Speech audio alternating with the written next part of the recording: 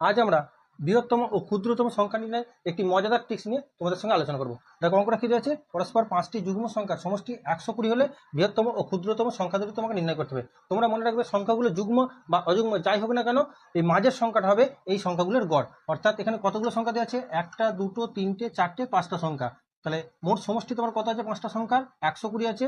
যেহেতু সংখ্যাগুলো 5টা সংখ্যা আছে, তাই 5 দিয়ে তোমরা ভাগ করে নেবে। তাহলে 5 24 120, অর্থাৎ তোমার মাঝের সংখ্যাটা হলো 24। এবার যেহেতু যুগ্ম বা অযুগ্ম যাই থাকুক না কেন, সংখ্যাগুলোর মধ্যে ডিফারেন্স তোমরা মনে রাখবে 2 করে। তাহলে এটা 2 বাড়ছে, এটা 2 বাড়ছে। তাহলে বৃহত্তম সংখ্যাটা কথা হবে 24 আর দিয়ে 26 আর দিয়ে 28, অর্থাৎ বৃহত্তম সংখ্যাটি তোমার এলো 28। ক্ষুদ্রতম সংখ্যাটি কথা হবে, এটা দেখো 2 কমবে, এটাও 2 কমবে।